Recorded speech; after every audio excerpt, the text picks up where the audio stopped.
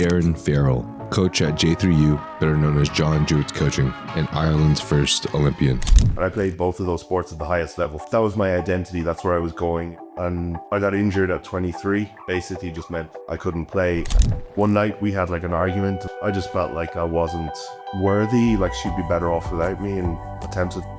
Luckily, she found me, called some friends of ours, because that sort of thing is, it's illegal in Dubai. If you notified the authorities of someone who tried to himself, they'd be put in prison. At the end of the day, it's like I've got to look at it like this. I'm living the life I am now, but that's part of it that's got me to here. So I don't look at it as a huge negative thing anymore.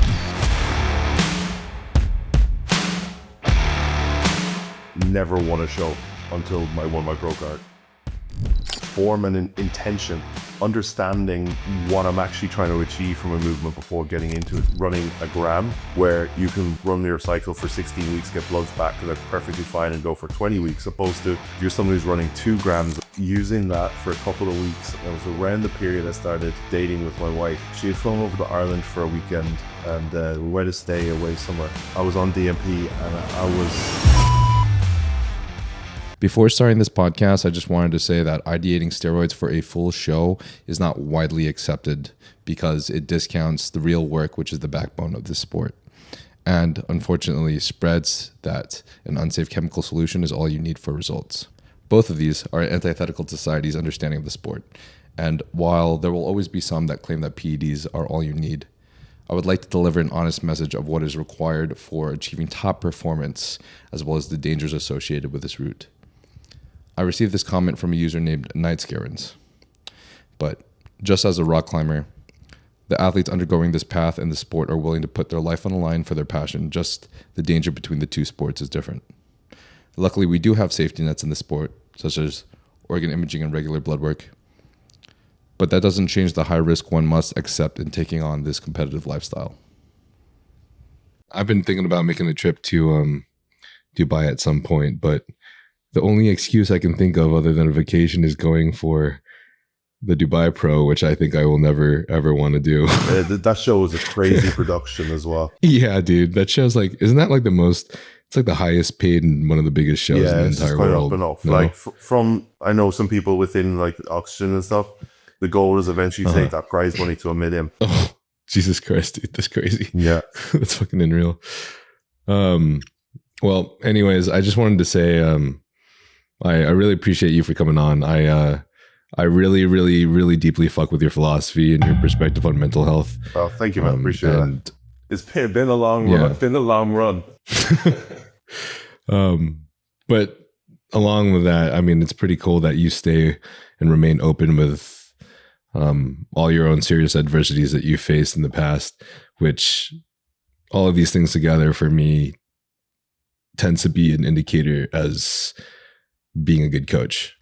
Yeah, definitely. Listen, from my perspective, I think I spent a large proportion of my life bottling it down, and that's what led to my own issues and stuff. That I think now it's important to be open about it. And there's a more, like, I've been coaching now for 12 years, and when you've coached this long, you realize there's a lot of it in this particular industry, and obviously some not so serious, some very serious, but different levels of it. And I think being open about struggles and my own issues and stuff, like I'm in no position to tell people what to do, but I can at least make them feel comfortable in making steps to get on the right path themselves. Mm-hmm. Right. Well, I mean, speaking of coaching, how did you get started with J3U? Been coaching a long time, but always been aware of John and Luke then as well. Initially, listen, I'm someone who has this sort of a mindset, like through my therapies and stuff that I went through dealing with my own sort of stuff. One particular therapist diagnosed me with rainforest mind. I don't know if you're what is rainforest mind? Basically, I'm someone that like anything I'm interested in, I obsess about, and just can take all that information in huge quantities. Like in school, they thought I had like photographic memory and stuff with certain things, but then I'd be terrible at other things. Oh shit, that's crazy. So, that's insane. When I found like bodybuilding and nutrition, I just went all in on it, and I loved it. Like the nutrition aspect thing, I've always wanted to just learn as much as I could, and I found J3U that way. And then I met John in person in 2021. It was just after I won San Antonio Pro, but I actually traveled to the Olympia, which was a couple of weeks later. I qualified for the following one, but I had a client doing the Olympia, so I traveled out with her. And I just met John after the Olympia in the gas clothing sort of house. I got talking to him, and I sort of built a connection with him, and then Luke over the years, and then they came to Dubai to do a seminar and stuff that I had attended, and just built on that. And I've done all the courses with them. And when they started the sort of coaching, we got talking, and I was like, yeah, I'd love to be a part of it. You know, it's been a huge part of what's built me to the coach that I am. So I wanted to get further involved, and then, you know, moving down the line, get involved more within the education side of things too. Oh, that's awesome. So I'm assuming this is like all after you completed courses at J3U? Yeah. I did. I think I did my first one like 4 or 5 years ago, maybe longer. The older you get, the sort of time frames seems shorter than it really is. I'm like, yeah, it was like 2 or 3 years ago. And I'm like, oh, 6, 7, but yeah. Yeah, no, for real, bro. I was thinking the same shit. I found out like just maybe like in like 1 or 2 weeks or something, I'm gonna have been with Young LA for 4 years. It's not. Which blows in my mind. MLA was only around for like the last 2 years. I don't realize 4 years has passed. Yeah, I know. It's fucking unreal. Oh god, getting all this awesome fuck. So that was your first Olympia? First Olympia. Or that was the first time. Was that the first time you qualified for Olympia? Sorry, San Antonio Pro. That was the first one I coached at. I did the San Antonio Pro, which was like a few weeks before that Olympia, but qualified me for the following year. But I had a client in that Olympia. So that was my first Olympia I attended, and that was as a coach. So I actually went there coaching first, and then so I had 2 girls in that Olympia, and then the following Olympia I competed at, and I also coached actually someone I competed against on the classic stage. Oh shit! Yeah. No way, that's crazy. How did that go? Just a guy I'd been coaching for a while, and he turned pro under me that year, and in the same day he won the pro show, so we ended up qualifying for the same Olympia. You know, I had discussions with him about, you know, if he wanted to potentially work with someone else for the Olympia, because it's a kind of a weird situation to be in. But we had been that he was like, no, I want to continue working with you, and you got me here. So yeah, I was like, that's, for me, that was an awesome experience. So I don't think anyone else can say that they've competed and coached someone in the same class as them at the Olympia. So yeah, who beat who? I don't know. Neither of us placed in the top 15, so he's oh shit, yeah. But he's an awesome athlete. I still coach him, and he's still friends with him. So yeah, it's been a couple of years now we've been working together. Oh, that's so fucking sick, bro. Yeah, it's hilarious. It happened again in the Arnolds last year. Yeah, because I did. I got invited to the Arnold Ohio. Yeah, and he got invited to the Arnold UK. So I was like, I didn't put in an application for the Arnold UK for that reason. Oh, nice. The Ohio was the show I always wanted to do. So, you know, invited to that was, you know, both a surprise and an absolute honor. You know, I'm still this kid from Ireland, you know, where bodybuilding is not big. So to have done the Olympia in the Arnold Ohio now is something I never even thought would be possible. That's so fucking cool, dude. Really, that's dope. I remember when I was in Ireland, I didn't feel like bodybuilding was the biggest there. Now, like when you go to other places, like you go to like Italy, especially in the last decade, it's like there's no bodybuilding anywhere. There's almost no gyms at all, dude. People are literally just like, I don't know, people are doing like burpees and shit in gyms, and they're like this big. But like in Ireland, I just felt like still wasn't prevalent. The more prevalent culture I felt like was everyone really just enjoyed getting really fucked up. So, which was fucking sick too. So hearing this about you in Ireland is honestly pretty damn inspiring. Man, like when I fell into bodybuilding, it's not, there's so many, I keep looking around now and I see people talking about, their journeys and stuff, and people are like dreaming to go to the Olympia. I didn't even know what the Olympia was when I got involved. I just fell into training off the back of finishing up playing sport. I got into it. Which sport? Did my first show without even knowing I had to pose or anything, just someone in my gym was like, oh, you should do this show. And I was like, yeah, cool. And I kind of just fell into it. And back then, there wasn't even a way to turn pro within Ireland. I believe there was one, maybe two pros that were out of Ireland that had, won it at the European show or something, the Arnold's Europe or something like that. But there wasn't even a show within Ireland to turn pro. So it wasn't even something you thought about because it was just not possible. It wasn't until like a number of years later, I moved to the UK, then moved to Dubai. I just continued training. I never had aspirations of being a pro bodybuilder. I just did this, How old were you around this time? So I left Ireland for London when I was 24, 25. I just started bodybuilding when I was 24. I left about a year later to London. Was there something specific that sparked that to make you want to start lifting after the sport you were playing? What was the sport? I played rugby and I played hockey. So any of the US listeners, not ice hockey, it was in Europe, field hockey is quite big for men as well. So I played that. Okay, I played both of those sports at the highest level from like a young child, represented my country, everything. And that was my identity. That's where I was going. All my university was, through sports scholarships and stuff. And I got injured at 23. I had a number of injuries leading up until I was 23 that basically just meant I couldn't play. And during rehab from one of my knee injuries, I was like these spin bike classes in the gym, and I started then doing some weightlifting, and it just kind of went from there and started training properly, and then ended up in bodybuilding. Damn. Holy shit. Wait, did you say spin? Yeah. That's fucking crazy. Wait, so when I finished my, so around all this, I was finishing up my master's in university. And while I was doing that, I started doing my personal training qualifications. And that was actually my first job out of to get in that was I was teaching spin.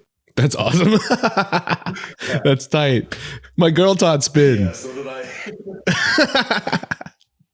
That's fire, bro. Real quick, guys. So while I was looking at the YouTube analytics, I actually saw that 85% of you guys that watch this channel are not subscribed. And I want to ask very little of you guys, but if you enjoy this podcast, if you find value in it, then please do me this one favor and subscribe to the channel, because doing so helps me get bigger and greater guests like the guests you are listening to today. Also, this channel is not sponsored, which means only the companies that I work with, which are Young LA and Huge Supplements, are the companies that can help fund this channel by you guys using the code NILE. So code NILE gives you a discount of 15% off of Young LA, and code NILE also gives you a discount of 10% off of Huge Supplements. And if you decide to purchase anything from any of these companies, it will help immensely for me by using my code. And this way, I can travel to other guests and also upgrade an equipment to make this podcast bigger and better for you guys. What was your master's in? Nothing to do with this. So I did economics in university. Then I did a master's in international business. And then I went. So the way the university works in Ireland, if you get a first class honors in a master's, you can go back and do another one. So then I did eventually go back and do a master's in sports nutrition. Oh, that's awesome, bro. Kind of reminds me of my journey a little bit. I started off as mine had nothing to fucking do with bodybuilding. I was just an engineer. Yeah. And then I went to do my master's too, and I was like, man, I got to do something that has some kind of relation to the thing I actually fucking care about, which is just bodybuilding. So I tried to do a little kinesiology twist and go into the biomechanics of muscle and tissue, like study biomechanical engineering. And then instead, a week before grad school started, I just dropped out and just did Instagram. Fire. Wow, they worked out, didn't they? Yeah, it worked out. It's funny to see, though. We both went to school for these different degrees, and then now we're just obsessed with everything bodybuilding. I'll be real. I went to school just because it was what you were supposed to do, and also to continue just playing sport. You know, it made for the perfect environment to continue getting sport, like getting paid to be in university and play for teams and just continue on that track, allow me to just train. I was largely it. I never really knew what I wanted to do. I just kind of did what I was supposed to do, you know? So what happened in the rest of your bodybuilding journey up till the point that you started realizing, oh, competing is like a thing that I could be doing or something that I want to pursue? Honestly, I don't. I think a lot of people probably would have thrown the towel in a lot earlier than I did. Like I did my first show at 24, and I turned pro at 29, having never won a show until I won my pro card. Holy shit! Honestly, so the year before, it was in 2018. I did my first pro qualifier. I went to New Zealand and I went back to Ireland. This was the first year of the new IFBB pro cards in 2018, and I placed dead last in both those shows. Oh damn! And then, but I just, you know, I've always been someone who just, it's probably both a good thing and a bad thing, is I just push myself to the limits. Like I'll absolutely kill myself in training, and I just loved that aspect of it. And I did that. And then a year later, 2019, I went back to New Zealand to that show and won the overall there. I thought it was the first ever show I won. Damn, that's wait, did you say 2019? Yeah. Nice. We got a pro card at the same time, bro. Awesome. Fire. Yeah. No, that's tight. And then, do you ever? Oh, what was you gonna say? Then after that, I did compete the following year in my first pro show. Again, I did absolutely shit. I think it was the first. It was in the UK. I must have been 10th or 11th. And then the following year, I'll get into we can go into the ups and downs of where my sort of mental health was at through all this in a bit. But the following year, I remember putting in an application. Or no, I fell away from bodybuilding a bit. I didn't really know what I was doing, and I was going through a lot of stuff. Fell out of love with it a bit. That's and then familiar. Got back into it, and I put an application in for the Arnold UK just because I was like, it was the first Arnold UK that was there, and I was like, oh, it would be cool to do maybe if I want to do it.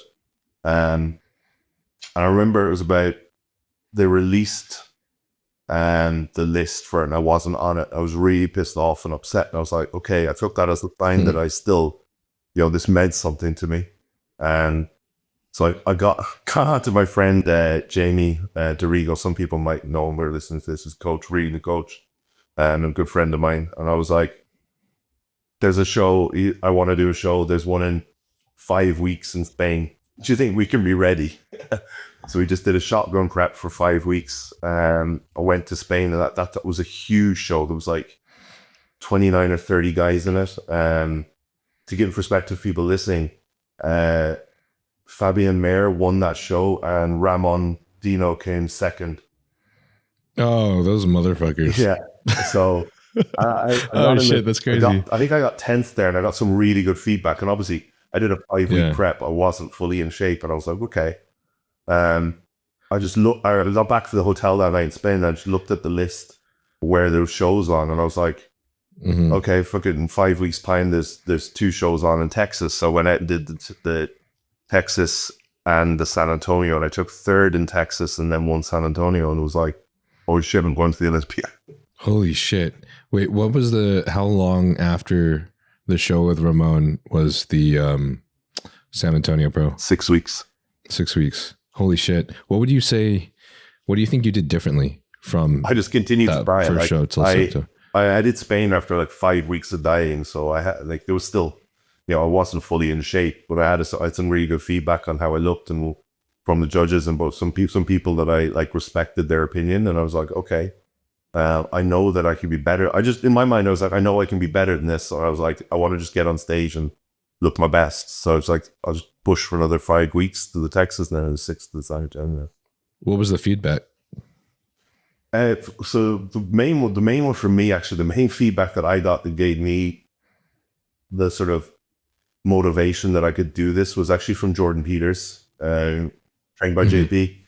He sent me a message. It was just like, he was like, I was set like second, third row back. He was like, you looked awesome. You looked like you belonged. And I was like, okay, this is someone who has never given me a compliment in my life and rarely gives out any sort of compliments. So I was like, okay, I think I should, push on and do this. I still had no aspirations of winning. I went to America and it was like, oh, it'd be so cool if I could get top 5 in a show in America. That was the goal. Damn, whoa. So do you feel like, in your personal opinion, what would you say, or if you received feedback from the judge at both shows, what would you say was maybe the key indicating difference in your physique, or the look in your physique between the show of the Ramon and then the San Antonio Pro? Conditioning, definitely. Okay, yeah. They also, like, the feedback in the first show was my shape and structure was brilliant, and they told me I needed to be sharper. So that, like, that's fully within anyone's power, and it's like, okay, if there's five weeks, that's something you can achieve in 5 weeks. Yep. Yeah. How miserable were those 5 weeks though? I don't actually remember. I think it's a positive in my head because I qualified for the Olympia. I probably I think this is a bodybuilding problem though. It's like when you're in prep, you're like, oh my god, this is hell. I'm never doing it again. I don't think people, it's like getting a tattoo. It's like you get a tattoo and you're like, oh my god, this hurts so bad. I'm never doing this again. A couple of weeks later, you're like, you don't even remember how bad it was. You're like, can't wait to do that again. Yeah, bro. Every time I get a tattoo, it's like I have a bigger addiction to get the next tattoo sooner than possible. Yeah, it's a weird thing about shows too. I'll have so many friends that talk about how like they're just quitting bodybuilding and they don't want to do it again. And then I'm like, oh, we'll see. And then 6 months later, they're prepping for a show. You forget how hard it was, or how hard you perceived it was, I guess, is more the reality of it. And then, I think the sort of craziness or the love we have for it just draws you back every time, challenge, I guess. I think the love of doing the prep. Right. Yeah, I agree with that too. There's this level of, I don't know. I think it depends per person, obviously. I guess you'd have to dig a little bit deep into what drives each person. But I think for a majority of us in bodybuilding, we're driven by this feeling of aspiration. And I think, how testosterone drives competition. Yeah. I think this competitive nature combined with, like, I don't know, 2-3 of the things that we love doing the most, which is training hard and then eating food, eating food to make us better. It's just like, if I'm doing this every day and I love doing it all the time, then I want to put it somewhere. I want to put it somewhere that'll like propel me forward in life. Something that'll, I don't know, almost make me feel like there's some kind of meaning to the thing that I'm doing. Of course, I think it's human nature to want some sort of gratification from your efforts as well. So to see your efforts actually like come to something substantial, and actually mean something. It's, it's something, that's, it's something hard that you can achieve, like that you've achieved. And there's no sort of greater feeling than that. Mm-hmm. How did it feel when you finally got qualified for Olympia? Honestly, I didn't even believe it at first. I remember getting back up to because I had done it. The first show I did was in Dallas, and obviously the second one was in San Antonio. So I gone out for like 3 weeks, and just booked an Airbnb in Dallas, and then drove down to San Antonio for the second show. I just took the like one of the main suites in the venue. So I was able to just, like, literally came out of the venue and went straight upstairs to my room. I just sat there for like 3 hours doing nothing. I'm just like, what the hell? It was weird, and it was a lot for me to take on board, and that actually was something I struggled with a little bit later on, was taking it on board, like this sort of reality and pressure of it, or perceived pressure of it all, how things kind of changed for me. Because, I think it's something I kind of reflected on and run true to me was Mike Summerfield talking earlier on in the year about how he was glad he didn't win the Olympia because he wasn't ready for it all. I had a little bit of that. I wasn't ready for, it all, like the sort of, being an Olympian and all that sort of stuff that it came with. It was a lot for my head sort of to take on, and the sort of what I perceived I had to do and all of this. I see. But yeah, there was an initial sort of shock, then there was joy, and then there was like Wow. Okay. Mm-hmm. Before asking you this question that I'm really curious about, I really like, honestly, I'm a big fan of that story of yours too, because I'm someone who, I'm not like Chris Bumstead. I've never just won my shows off the bat. You know, I've never just done well and just propelled myself straight to stardom or whatever. But like I did 9 shows before I turned pro. And given I know most of those shows were done natural, but each show I got a little bit better and better. So regardless of whether or not I took PEDs, there was this level of like proper dieting and conditioning that I still had to improve on after each show. So even if I ran PEDs, I might not even come in conditioned enough, honestly. So it's like, you know, you hear stories of, I feel like there's often times that you'll hear stories of people blowing up because they just win shows and they're just like, wow, this is like a gifted person. But the ones that are the favorite for me are the guys who have spent all these years just training and grinding in the dirt and not being recognized. And they don't look like they have quite the potential that you would hope. And then out of nowhere, they just blow everyone out of the water, or they get first place at a show and they qualify for Olympia. And that's just like everything that I'm striving for, to be honest, because I understand that I have good proportions, which I am proud of. But in all reality, I have seen the people that I compete on backstage, on stage. I've seen the comparisons, and these people are freaks, man. And I know without a fact, yeah. And I know without a fact that the reason that I blew up in the first place, it's not while the structure of my physique, the shape is good. It's really all because I spent like 8 years figuring out how to twist my body so my waist looks extra small, and just capturing all the perfect angles on camera in all the perfect places with the best lighting in the gym. I swear to God, it's literally an evolution. Like, I've never done it, but if I placed the videos and pictures in like a timeline, you could see how my content had evolved over time and how each one would like blow up with more views. So, I mean, and that's not something that I'm going to be able to do when I'm on stage. You know, on stage, I got my front pose, my side poses, my back pose. There's no good lighting. Most of the lighting on these stages are dog shit. Yeah. So yeah, it's going to expose whatever that I'm lacking in. That's the fun of it. Yeah, for real. But if you don't mind me asking, what were you feeling throughout this entire process, this entire bodybuilding journey? Because I know there are a lot of ups and downs and a lot of unexpected turns for you. It's a hard one. For me, bodybuilding has been a passion, a drive, but also a coping mechanism. For a long period, it was just a coping mechanism. You know, where I when I look back at it now and I look at like kind of what I went through in terms of a sexual assault, it doesn't surprise me that I got driven towards bodybuilding, because it's like you go through something like that, you question yourself, you question like your manhood and all this, and then it's not a surprise to me, like looking back on it, that I went so hard into bodybuilding, because it's like the complete opposite of what I was feeling inside.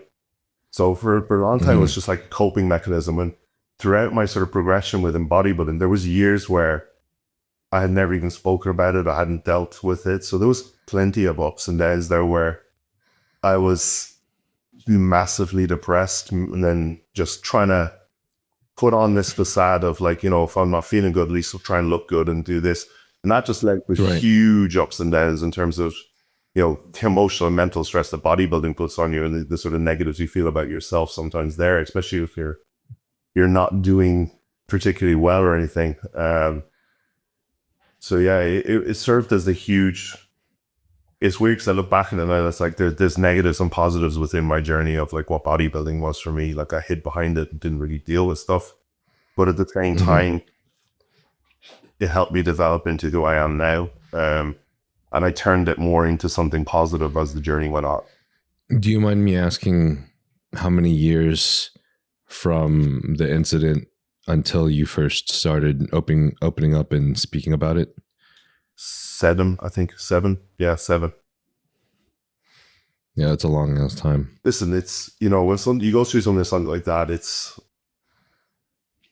you don't know how to deal with it. And it's not, like, it's still going to be hard today, but you think back when it happened when I was 20, you know, I'm 36 now, so 16 years ago, it was a different world back then. It was something where you were embarrassed about it, you felt weak about it. So I just tried to bottle it all up until eventually it did just, you know, shit just hit the fan for me when it all came out, you know. And I'm glad it did, because it helped me just develop into the person I am today. But, you know, it's, yeah, there's a lot of bad decisions made over those times as well. And it kind of, I think I missed a large portion of living in that period of time as well, because I was just always a little bit numb to everything. Yeah. I know this is kind of a hard topic to discuss, and if you don't feel comfortable, then of course, you don't have to discuss it. Listen, I've got to a point now where I'm like, it's just something that happened. It doesn't define me. I'm not that person. You know, it's, at the end of the day, it's like, I've got to look at it like this. I'm living the life I am now, but, you know, that's part of it that's got me to here. So I don't look at it as a huge negative thing anymore, like I may have done, you know, not so long ago. Right. Well, I've recently been going to therapy, because this is just something that I've always wanted to do, and I have had very close friends that have all been proponents of therapy, and I don't know why, but maybe because my life was going well at the time, especially compared to when I was a kid, maybe I just thought, I don't need it, you know. Like, why spend the extra money when I'm doing okay? And I have friends that I can discuss and talk things with. But I'm realizing now that, like, no matter how strong you become, life doesn't necessarily change. And sometimes you're surprised. Sometimes it surprises you, you know? And I'm realizing I think I'm always going to have the ability to maybe continuously address things that maybe have made me feel uncomfortable when I was younger, or things that might be triggers for certain ways I may act now. And so I'm just like, you know, this is a really good time, because I'm in this transition where it's kind of hard and weird for me to talk about like this. But like in the past, you know, when when you're young, you have way different values. And when I was younger, I was just this massive fuckboy that was like an only child, and like left home at like the age of 15, and then I was like looked down upon as a kid because I was really overweight and Asian in this predominantly white place in the early 2000s in Texas. That was kind of racist, so I would just be like probably looking for validation and trying to, I don't know, talk to girls or something, some dumb shit like that. But now I'm in a place where everything feels different. The things that stimulate me feel different. The things that make me feel fulfilled feel different. And I really just think a lot of the time about having a family and setting up everything that I'm doing right now in order to build that family that I want to have and I want to create. So when I think deep and dark thoughts, it almost scares me more now than it did when I was a kid. Because when I was a kid, if I had just disappeared from the world, I just wouldn't feel bad about it. Versus now, I feel like there is more people and potentially more people in my future that may depend on me. Absolutely. So I remember you in one podcast discussing some things about a previous experience of yours in attempting to commit suicide. So I was hoping to ask you a little bit about that story and what happened. So I think I managed to go so many years without confronting this because I stuck to myself. My wife was like the first person I ever told I love her. I was like what you said, like I just moved between person to person. You know, I put on a very good front of being like a social butterfly, if you want to say, and you know, came across very confident. You know, I was like, I played sport. I was always very good at sport, and that was kind of the identity I had, and it was put me in sort of groups of popular people and things like that. So I always managed to be, you know, that type of person. I under it all, like from the beginning, before any of this, I've never been the most confident person in myself. I've always been hung up on a lot of things, but that was always my sort of coping mechanism. I think one thing obviously was losing sport was one thing, and then, you know, getting into bodybuilding. That was my next sort of thing that I could sort of hide behind and use that. And it wasn't until I sort of, you know, I met my wife and actually started becoming like, that's why it just, what you just said really resonated with me about more people. I met my wife and things were real then. And it's like, you have someone who's close to you and can see through the shit, you know, and call you up on your bullshit. And I struggled. I massively, like we met, I'd moved to London, gave up. So this was like, sorry? Was this mid-20s when you moved to London? Yeah. I was 24 when I moved to London. You know, I was very lost at that point. You know, I was at the time I was debating moving to New York or moving to London. And then I met my now wife and I just upped and left and moved to London. I hadn't known her that long. We moved in together. 1 year later, we were engaged. Everything went very, very fast for us. Oh, wow. And we have a really good connection. You know, it's like she's my best friend. But like she could see everything. She could see through that stuff, and slowly she could see the cracks appearing in me and my sort of facade breaking down in terms of, you know, what I was putting up and the walls were coming down. You know, and London was difficult for me, you know, because I gave up sort of a comfortable life in Ireland. And all of a sudden I'm now in a real relationship where, you know, I have to be making money and stuff. And I can't be just, you know, just looking after myself. I struggled there, and I took jobs as like I was a debt collector there. And then I got back into online coaching, and then just after we got married, we moved to Dubai. And then moving this far away from like your comfort zone, it just brought everything to the surface more, you know, it just made it more like amplified. And I just really struggled here within myself, feeling like a man, feeling like I wasn't providing, and then feeling weak again. And it just brought back all of those, you know, emotions of not being what a man should be, you know, or what a man should be, you know.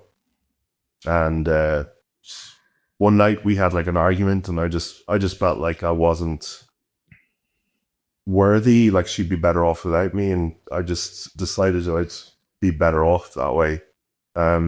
Attempted to take my life. Luckily, you know, my wife found me. Sorry.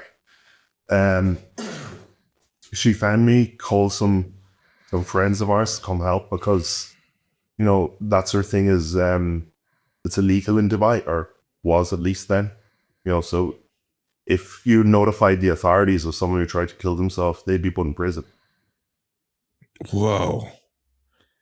That's crazy. It was a very difficult time, but luckily we had some, you know, close friends here, like, who really helped us out through that period. You know, we weren't particularly like well off at that time, or we came to Dubai with no money, so it was a struggle, and we had some friends who just had looked out for us, helped us.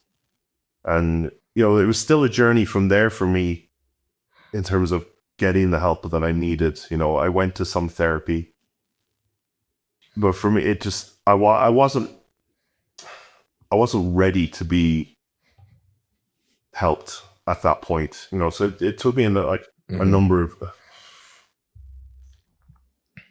I would say, probably, I went through a period after that where I went on to medication. So I was on medication that kind of helped me for depression.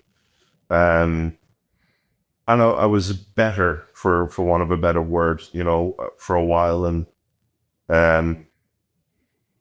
but I kind of jumped the gun. You know, I got some therapy for a while, thought everything was okay, got things on track, and then I stopped doing therapy and didn't really deal with all of my issues. That, like, I think what's hard for some people to understand is, you know, you go through what I went through in terms of a sexual assault. That's one thing. There's a whole load of other stuff that you need to untangle that comes from keeping that hidden for 7 years. You know, how you developed as a person, how you cope, how you communicate. And I needed some work on that, which I wasn't aware of at the time. It wasn't, like I touched on it a while ago about the Olympia qualification. It was after the Olympia qualification later that year that I kind of had another sort of relapse of massive depression. And it was going through that sort of, I finally was able, in a place where I think I was able to accept and actually try to work through and fully work through it and understand it, to get to a place where it was like I said a while ago, that it's just something I went through. It's not me. It's not part of me. It's not what defines me. It's just something. Mm-hmm.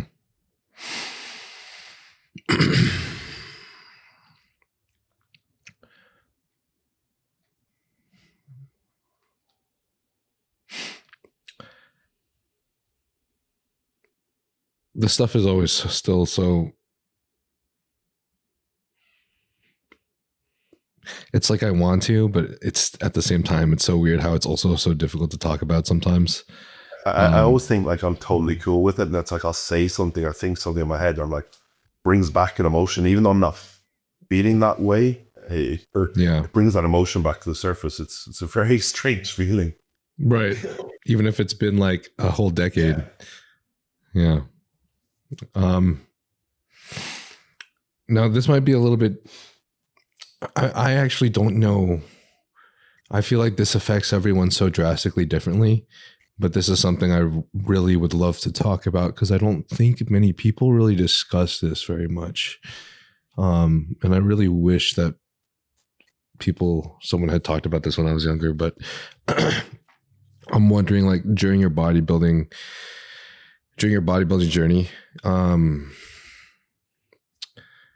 well, first, if you don't mind me asking, do you remember around when or what year that you ended up taking PEDs for the first time, or giving up the Natty card? The first time when I was 24. 24. Okay. Do you at all ever feel like either TRT or PEDs has ever affected your mental health in a negative or positive way? I think I'd be naive to say no, they haven't. I think absolutely they have. To what extent? It's hard to say, because you always say no, Brian, right. You always think you're fine, but like I look back and I'd be naive to say no, that they didn't have a negative effect on this. I'm not saying they were the issue. The issue was myself, and they just made 100%. Things more. What's the word I'm looking for? Developed. Mm-hmm. Yeah. Because I think it's a weird conversation to have, because I've had moments in time where I would be running certain compounds, or even more applicable, I'd be in a serious prep, and, you know, coming down on like the last 5 weeks or so, my calories are getting low. I eat a lot of food, so I'm fucking starving to death. My energy is really low. So anyone who wants to talk to me in public, it's like, I'm just so irritated because I'm so hungry and tired that I don't even want to, like, I just don't have the energy to give them the time of day. It doesn't even feel good. Like, I don't even have any emotions to give.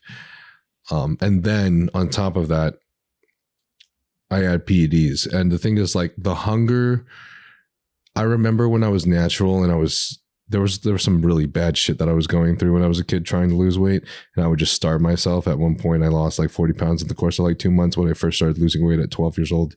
But I remember those experiences where when I was starving myself, when I was low in energy and not eating food, I was just the worst person to be around. So I know that that's me. If I'm in a prep in the last 5 weeks, I know that's me. Now, whenever the PEDs are added in, it's a little bit hard to determine the difference, but I feel like most PEDs I've used have not really exacerbated the problem to a degree very much, unless I have some kind of hormonal imbalance, such as like estrogen is very suppressed or estrogen is too high. And that's where I notice it's exacerbated at a large degree. So, and I think the examples I can think of are like the last 3 weeks of prep. We're coming up close on peak week and stuff. Your estrogen gets really low. And then potentially if one does react more to certain compounds like halotestin or something that makes them a little bit more aggressive, it can cause some issues, and then have that compounded with maybe a lack of sleep. But that's always been weird, because I've noticed that because of this type of situation, I've had to keep a closer eye on my hormones and what I'm on. And it's also made it easier for me to relate to females and now my partner whenever she's experiencing some varying symptoms of PMS, which seem to differ on a month-to-month basis. Like sometimes it's fucking terrible and sometimes it's okay, right? Yeah. And it's like, you don't know why, but it's the same shit is happening. The same time in her cycle is happening, but it's just fucking worse sometimes. Yeah. So I guess it comes down to like, is that coupled with whatever emotional and mental stress is going on in your life at the time is going to have an effect with it, you know? Yeah, 100%. So I guess I just found it like a valuable experience to have. But everyone does react differently, but I think it's just such an important thing to be aware of if anyone is going into bodybuilding and jumping on PEDs. Is like, I think one of the reasons why this bodybuilding sport is so difficult is like you have all these other things that are added on top of just dieting and training and getting to a really lean body fat percentage that are exacerbating things. For me, I think one thing, I've become very self-aware. Dealing with depression, it's not something that goes away, you know. It's something that you kind of, like when someone asks like, yo, how did you get over depression? It's like, I don't think you get over it. You just learn to understand what your coping or like what your triggers are, and then your coping mechanisms for it. So I recognize in periods of like high stress or stuff like that, where I start seeing myself go within myself, and I just have a little reset to myself. So I become very aware of being able to see when I'm getting like that. And I can see it when I'm in prep. Like I like when we talk about the back end of prep, I don't become aggressive or anything like that. I just go within myself, like really quiet. And I could see that now. And then I know to make a conscious effort to be like, you know, make sure every morning, speak good morning to my wife. I love you. How are you? Yeah. These are the other, like if I don't, I could go a day without speaking. So that's one thing that's sort of carried over until I've noticed over the last sort of 3 years or so, that I've become a lot more self-aware and being able to recognize and see things within myself and sort of reset and correct the path, that I'm now a lot more stable, so to speak. Right. I agree. This entire process, this entire journey of mine has propelled myself forward and becoming way more self-aware than I ever was. In an immense fashion, where I'm like almost intrigued and interested in like just hearing, I don't know. I listen to so much like psychology and like philosophy now. It's just fucking fun to hear, honestly. You know Scott Galloway? No. I know that you've talked a lot about manhood in the past, and you should look up Scott Galloway. He talks about the modern day age male and a lot of young males these days, and the shit that they have to face, and how there's this ever increasing just the space between how many younger males nowadays are becoming less and less motivated, less and driven, are achieving less, are making less money, staying in their mom's basements, etc., things like this. And then women are excelling in places. So you're starting to have this gap where women that are younger and younger are looking for men that are older and older. And the age in which they're looking for these older men to have as mates is just growing. Yeah. So that's leaving a lot of young men to also be left without options. So he just discusses a lot of these things, which are really freaking awesome, honestly. And I love the way that he does. But yeah, anyways, tangent. But on the other side of it though, I've always felt like ever since I also did start changing my journey and giving away my Natty card, and then also learning about how to deal with it myself, I found that taking that road has made my life so much better too. And I think having this testosterone, the support of having testosterone has honestly been surprisingly more impactful in a positive way on how I act as a man than it has ever before. Yeah. Like I consistently feel the excitement of achieving things and working towards goals. It's a lot more comfortable to do so. In fact, it feels fun to do so, you know? And also in being aware of my hormones and my state. And, you know, for example, if I'm coming off and even just going on like a health phase on TRT, or if I'm just on a stable, like high testosterone level, I still feel stable regardless either time. But I am a lot more like the normal symptoms you would expect with one with a higher level of testosterone or higher level of masculinity are things that are very comfortable for me. Yeah. And it makes life fun, honestly, including the dynamic between me and my partner. Absolutely. Yeah. I can see that. I can see that. It's definitely, I would say, that's one thing I kind of look back on. I look back on my early years with sort of PED use as well, going through like when I was still in the sort of younger years on, but maybe from 24 to sort of 27, 28, you know, it wasn't the most educated space. You know, it was before I had really got into the higher education of it. I didn't really understand it. And I look back and I kind of I go, would it have made much of it? Would it have made a difference for me if I was, you know, doing things the right way rather than hell of a lot of wrong ways?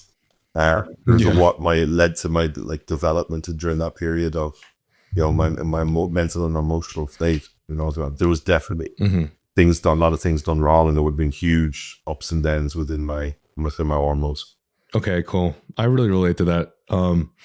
Yeah, I think that's why the education these days, the way more prevalent education in this subject these days is just so important now for anyone, especially anyone that hasn't taken PEDs before that knows they will be. Because you and I think, have gone to a place where when we started, everything was experimental and by ourselves. We didn't have any information to give us, you know? And my dumbass just fucking took whatever I was given too. So that was extra bad. Yeah. I'm an extreme personality that I'm like all in. So I'm like, yeah, more is better. And that was me. Like, I joke about this with some of my clients, so I'm trying to get over the point that I'm like, listen, I have done absolutely everything the wrong way. You name it, I've done it. And trust me when I tell you don't want to do it this way. And I'll tell them straight up, like some of my experiences, some of the things I've done. And I'm like, yeah, don't do that. Wait, do you mind if I ask what are the top experiences that come to mind? DNP usage. Okay. That's probably the worst of them. What happened with DNP? So we have a funny story. I was using that for a couple of weeks. It was around the period I started dating with my wife. So this was like 24 also-ish? Yeah, 24, maybe early 25. We've been speaking for a long time. She was living in London. Our first sort of period of dating was I was still living in Ireland. She was living in London. I flew over. She flew over here. And she had flown over to Ireland for a weekend, and we went to stay away somewhere.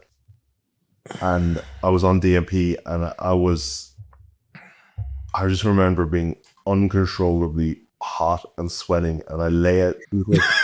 It was like a cabin kind of resort. We had like a room, like our own sort of private room, and there was like a decking and stuff, and there was like woods and stuff outside. And I lay out on the decking with rain, just like for about an hour, just under the rain to cool down. Like I look back at that period and I'm like, I'm so fortunate I didn't kill myself. That's fucking hilarious, dude. Yeah. Oh shit. Yeah, I would not be able to do DNP, not one bit, because I already have like this raging hot temperature. I don't know why. Like, dude, it's kind of ridiculous. Like, my partner needs it to be warm, and I need it to be like fucking freezing cold. That last night I set the temperature, like I woke up in the middle of the night and I'm like, I'm literally just on like Tesamorelin Primo at, if I've talked about it before, 600 tests, 500 Primo, which for being a classic pro, I think is, I don't know. I don't think is crazy or anything. I don't feel like I should be. I just have always been like hot, especially when I'm bulking, especially when I'm eating a lot of calories. Like the thermogenesis in me is just high, that I had to set the temperature to like 58, 57 degrees last night because I was just too hot. In our house as well. I need the AC on as cold as possible. Always. Right. It's fucking nuts, dude. I'm someone that's like, when we ever go back visit Ireland, you know, you've been there, it's cold. I'll wear shorts and a t-shirt, maybe a hoodie, and I'm happy. Whereas my wife's like, she's like 4 or 5 layers and, you know, freezing her ass. Yeah, I'm like, this is lovely. It's that's hilarious. Yeah. Okay, cool. Well, it's good to know that you guys are doing well and living together. So now I know that I think I'll probably be okay. You just strategically have blankets and stuff around on the couches. Yeah. I'm like, yeah, you can put a blanket on. I can't get. You can put a blanket over you if you're cold. I can't get colder. Just for the audience to get like other better ideas, are there any other like crazy stories that you would recommend people against? Like I've just run stupid dosages and stuff like that, and I think off the top of my head, like over a gram of test with like equipoise pretty high as well, and tren at about 600-700 milligram a week, stuff like this. I've done all that sort of stupid shit, and done for many years. It's funny, I look back and I'm like, I don't even use probably a third of what I had done like 10 back, you know. I think it's funny. Yeah. I think the longer you do this, the more the less you want to use. If you're younger, you're like, oh, I want more. The older you're like, please, just as little as possible. Yeah, bro. No, I get that. I have this like raging fear of just ever using tren, and like I know, like if I have my coach prescribe me tren for this next show, I'm definitely going to ask him to do at least some dosage below 100 milligrams per week. Listen, I find that kind of just like because of J3U. I talk about this a lot with clients, and a lot of my clients ask some of my very successful clients. We've used just like 75 milligram a week, and it does the job. I'm pretty sure I saw your DM too. That I think it was addressing my. I think we had a previous DM on Instagram where I think we're talking about that trend dose too. I think right, like 75 to 100 milligrams. Yeah. I don't like listen. I don't tend to go over the 100 milligram with a lot of guys now. I don't think I have done at all in the last year anymore. Right, because like I mean, in the end, like if you want to have that, like there's so many other compounds that help you with the dry full look. You know, you can add winstrol, halotest, and all these other compounds. And then I mean, if you just want to use tren for the anti-catabolic effect, right? And the thing is, when you look at decreasing cortisol, when you look at it and you look at like the huge benefits of trying, like, oh yes, obviously anti-catabolic, but when you look at it from a cortisol management perspective, which is highly beneficial in the back end of prep, there's only a certain amount of that you can tolerate where it's going to bring that, where until it's going to be like you go over a certain threshold where it's actually going to work on the opposite way, where it's affecting sleep, affecting mood, that is actually going to drive cortisol up. So you 100%. Use too much of it, and you're losing out on a huge benefit of why you're using it in the first place. You use somewhere between like 75 and 100 milligram, you're getting all the benefits from it in terms of bringing in cortisol with people. Yeah, and I'm so glad you say that, because I think people tend to, I wouldn't say people tend to be ignorant, and I think a lot of the people that listen to this podcast are very, very conscious of the things they do in their use. Everyone that listens to the podcast seems to be pretty fucking smart, which is cool. But I think that it's very easy for a lot of people to be just unaware of some of these feelings, because honestly, I myself have not even realized how I felt when I jump on a compound. Like I almost wasn't even like aware or conscious of the difference that it put in my mental state, in my sleep, in my emotions, until I've already had experience with it for like maybe even years or a long period of time. And it's like, and that's the same thing with like, say, even Adderall or like caffeine or like just any of these substances. I've noticed that like now at the age I am at, after using some of these substances for 5 years, maybe 10 years or whatever, I can feel like a 50 milligram or 100 milligram dose of caffeine. I can feel like the lowest, like I was prescribed 20 milligrams of Adderall, and all through college, all through high school, I stopped taking it. But whenever I do take it, I break it into an eighth of the pill, which is what, like 2.5 milligrams or something? Or is that the correct math? Yeah. Like an eighth of the pill, bro. And I feel it, which is crazy to me. Right? And it's like, it's very small. That goes back to what we talked about earlier, where we talked about both of us said like about becoming more self-aware. I think the more self-aware you come, like you're able to see these things within yourself.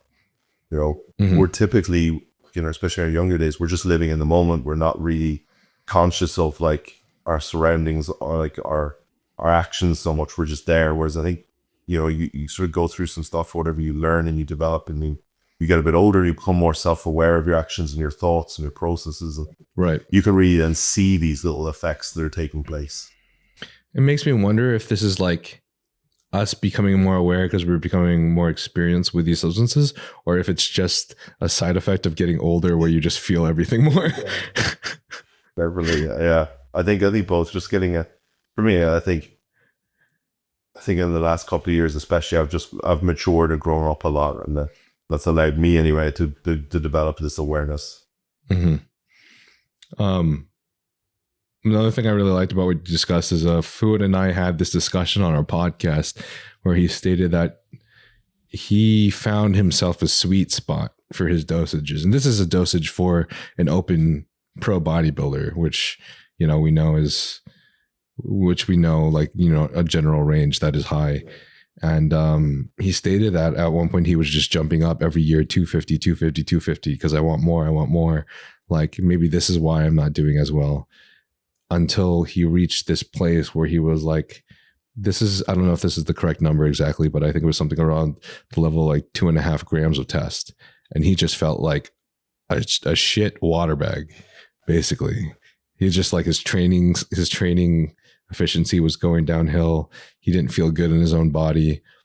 It was just working against him. And then he worked back down and landed for himself as a pro open bodybuilder at 1.25 grams of test. So he stayed at half the dose that he ended up climbing up to. So I find this always super interesting because I think most people that are very experienced in the bodybuilding community understand there is a sweet spot, right? At some point for almost any drug, you know, the side effects start hurting you and it starts becoming less beneficial than it was to take in the first place. Whereas I think many perspectives outside of the bodybuilding community or that are new to the bodybuilding community have just heard the same comment that is posted on all TikToks, Reels,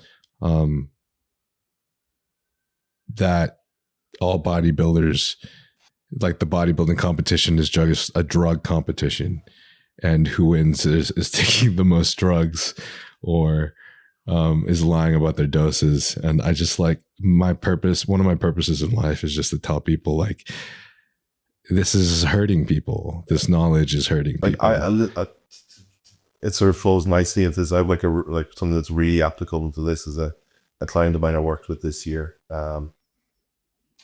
Someone I've known him a long time, I believe. He was a junior bodybuilder in the UK when I was with BSN at the time. I met him at Body Power. This is years ago, still when I lived in the UK. He was only a junior bodybuilder. And I hadn't seen him for years. I bumped into him at the Arnold UK last year when I was over there for my client. And I bumped into him and I was like, hey, how are you doing? And he was like, oh, it's been going really well. Like, but for me, he was like, oh, it was awesome to see you at the Arnold. I was like, how are you doing? He nearly broke down to me because he was like, I'm not good. His health was in a really bad place. He had got like, he said he hadn't been feeling great. He'd been on cycle for a long time, really high dosages, went for blood work because he hadn't been feeling great. blood work came back terrible. Then he went for like some heart scans and stuff. And he had like, off the top of my head, I think it was like 23 or 27% function in one of his like left ventricle. I think it was one, but it's basically his heart function. Oh shit! Shot, and they were like, "You're never gonna bodybuild again." So I just spoke to him all the time. I was like, "Listen, okay, it's not the end. You know, there's ways of managing this. Like, you mightn't be able to do competitive bodybuilding, but we can certainly like get you back on a healthy path." So I went and like gone to send me over anything. I was like, "Listen, when I get back to Dubai in a few days, send me over everything." So he sent me over all this stuff, what he was doing. And he wasn't a client of mine at the time. I was just helping him because I'd known him and he was listening, he was distraught. So I gave him some advice on sort of protocols to do in terms of his health, his food, like cardiovascular training, like HIIT cardio and stuff to help, and some peptides, just supplementation, a full like protocol to do. And he kept in touch with me we did this for about 8 weeks, got some blood work back, everything was improving. And at this point he was like, "Oh, I want to, want to start working with you and I want to compete." I was like, "Okay, but we have to manage this." And we did everything on TRT, like I was on 175 milligram of test.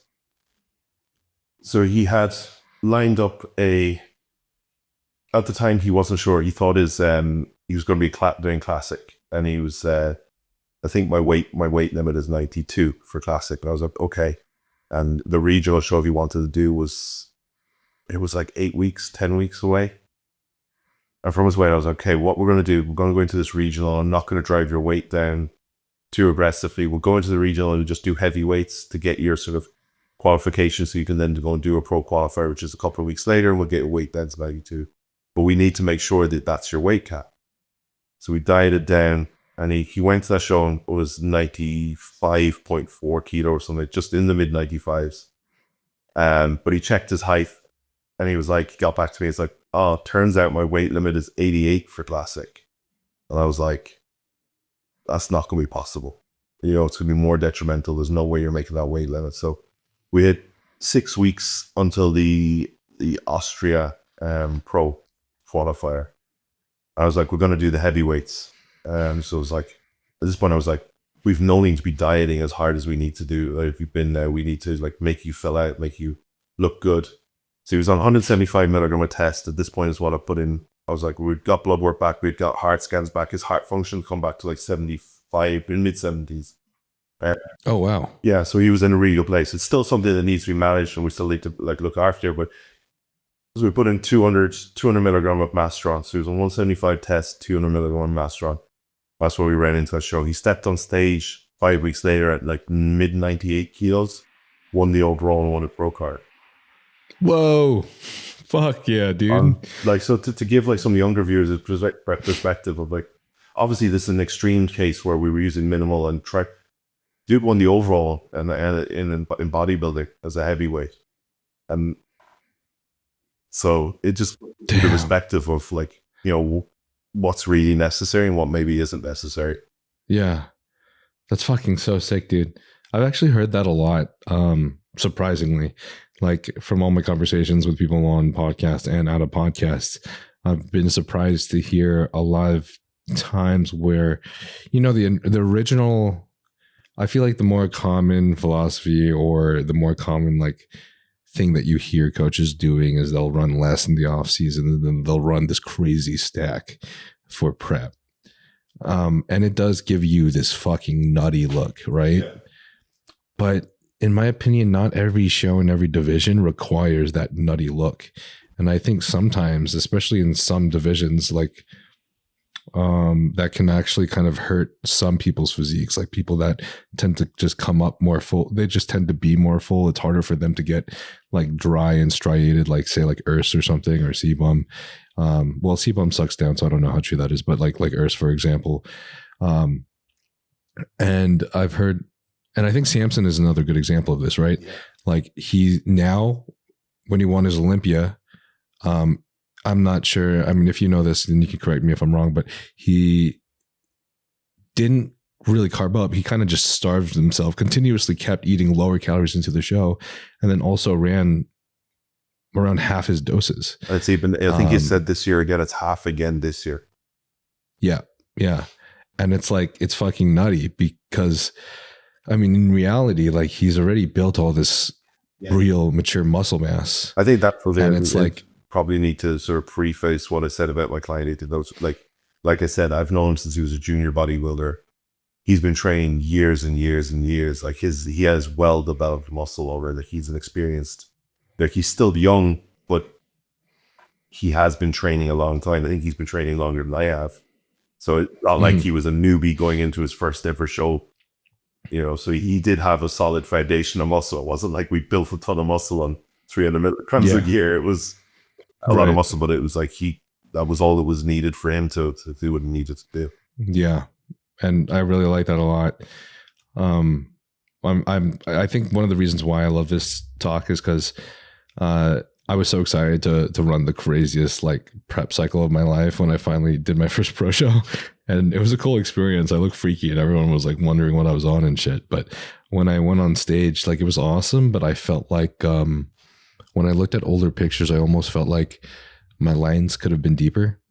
And then when I came off all the compounds a week after my show, my legs shrunk quite a bit, but all my lines got way, way, way deeper. And I was like, holy shit, like it's easier for me to come in looking more conditioned on a little bit less of compounds. Yeah. Or maybe running them up less into the show. There's going to be like the higher you use, you got to remember there's a certain amount of inflammation that's going to come with a sort of an inflammatory response to, you know, if you're pinning a lot, you're using a lot, there is an inflammatory response that's going to come, you know, things worthwhile. So and these like you're only going to learn this stuff as you do it and understand, like you just said, you did this show, you're like, oh, maybe my lines were as deep, and you can see after hours one, now you can go into your next show and maybe tweak things a little bit different. Like it's all a learning curve. There's no set path for any one individual. We have sort of rough guidelines and like, you know, how things should work in a perfect world, but as we know, every individual is going to react slightly differently, and it's through the process you're going to learn and experience things and that you can tweak for yourself. You know, I've been the same. I still to this day, I'm like, that's why I'm like still trying to figure out how I can peak perfectly for myself and get honest and be truly happy with the physique I put on stage, which I'm not to this date. Like even though I've won shows, I look at everyone and I'm like, no, it wasn't right. You know, the bits I like from one show and then others, like fullness from one show, conditioning from another. I still haven't put it together perfectly, in my opinion, yet. If you feel like any of the medications that we spoke about today may benefit you, such as BPC 157, GH secretagogues such as Tesamorelin, IGF1, oxandrolone troche, Semaglutide, then you can obtain these from Trensparent HRT, and the link for that will be in the bio.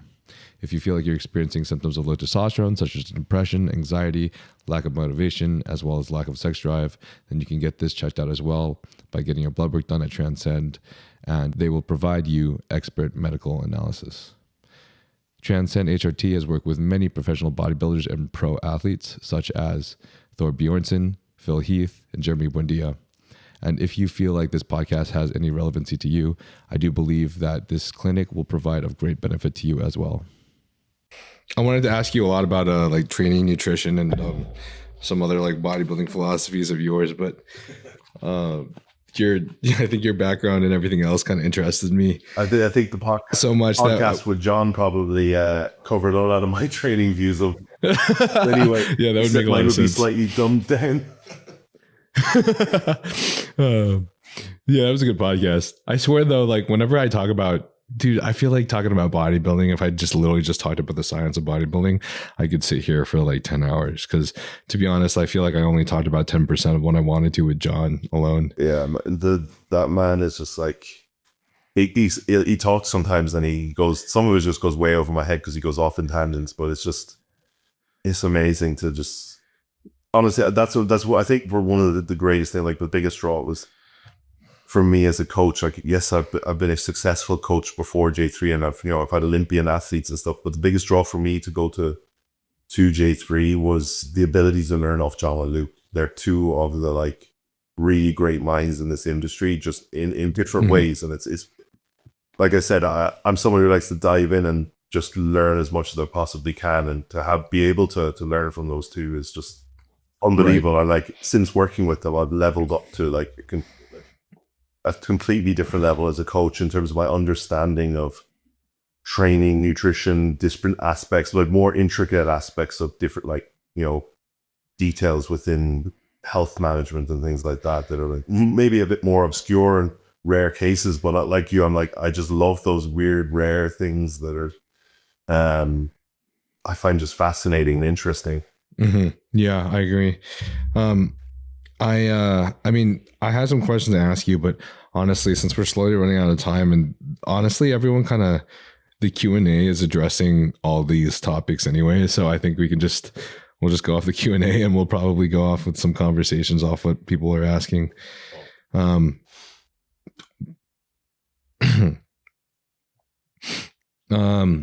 Joseph Daniels asks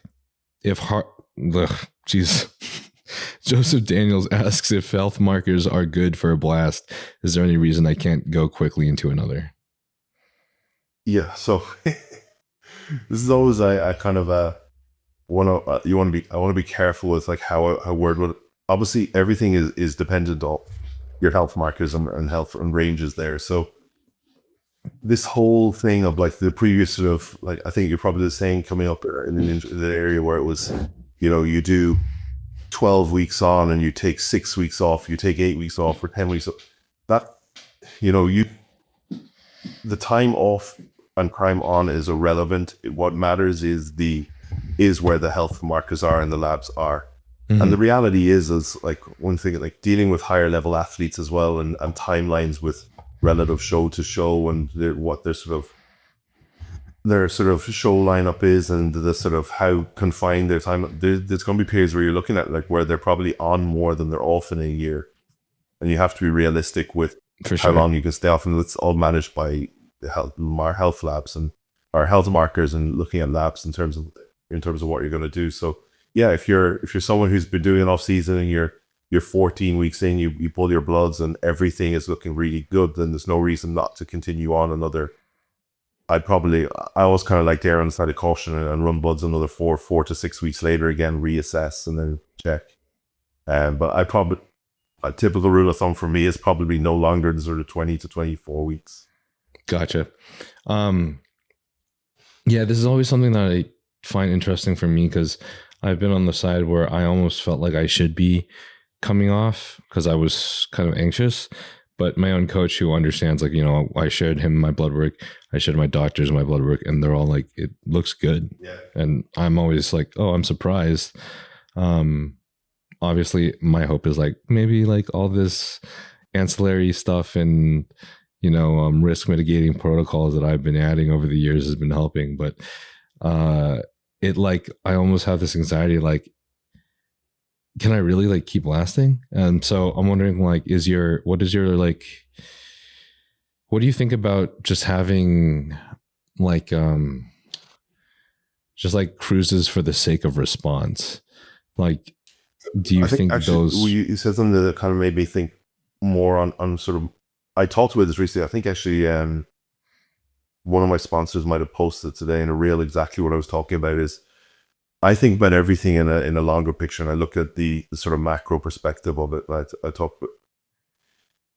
I don't like to use the word blast and like a blast. I like to be, like, I'm trying to say to my clients, is be a bit more conservative with what you're doing that allows you a longer runway of exposure, rather than a higher dose that's going to lead to a lower runway of exposure. So you're going to benefit more from, maybe, let's just pick numbers out of our head here and say, like, running a gram, where you can run your cycle for 16 weeks, get bloods back, and they're perfectly fine, and go for 20 weeks, opposed to if you're someone who's running 2 grams and certain compounds within that, you get blood works done at 12 weeks or so, and markers are skewed and you're going to have to come off. So the person who's going to get more productivity out of that, obviously the one who's run less and had a longer runway of exposure, because it's a longer runway of exposure where you're in a surplus in exposure time and pushing train. Ultimately, that's going to be the one that's going to yield the better results. So that's always been my philosophy, is be a little bit more conservative in your use. It's going to allow you a longer runway of exposure. Yeah, I completely agree with that.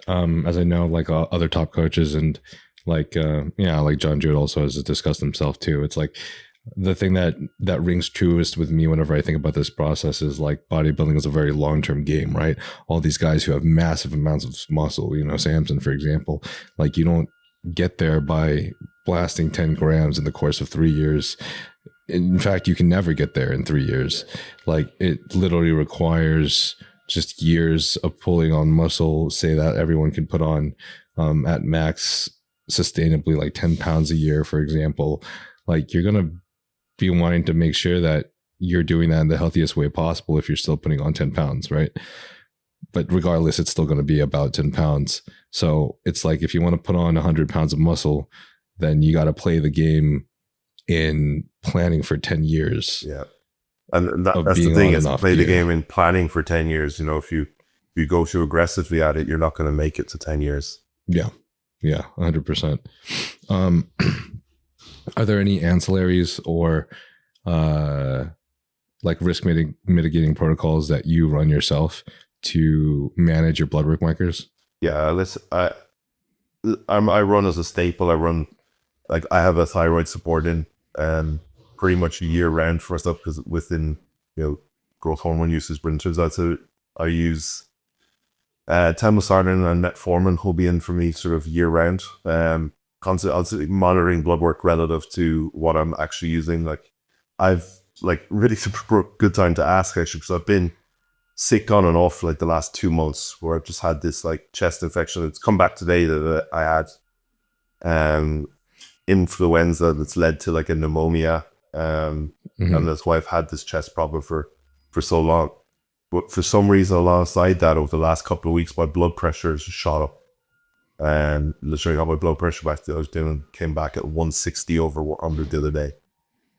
So that's led to me like upping my Tesamorelin dose at the moment alongside the medication I'm using to clear this up, and to bring it down, along with introducing some cardio there as well to help us again with it. Like I do cardio every day, but I'm like, right, okay, I need to do everything I can right now to correct this as quick as possible. Right. What type of cardio do you normally do? I'm just always been somebody who likes to start my day with cardio from a mental health perspective. Just like to get up, start off my day with something that's a routine. Obviously, it'll change in prep. Often in prep, it's taken away initially, but it comes back in up to quite a high amount usually for me. Yeah, dude, prep is so difficult. I get my cardio in, like I almost get my cardio in more during prep, but it's always so much more devastating to me, and I'm just so fucking upset that I have to do it every single time. It's funny, I love it. My off season, I hate it in prep. Yeah, for real. I've been doing a lot of what John's been doing, I think, in the last year or so, where like during prep I'll be doing lower BPM steady state cardio.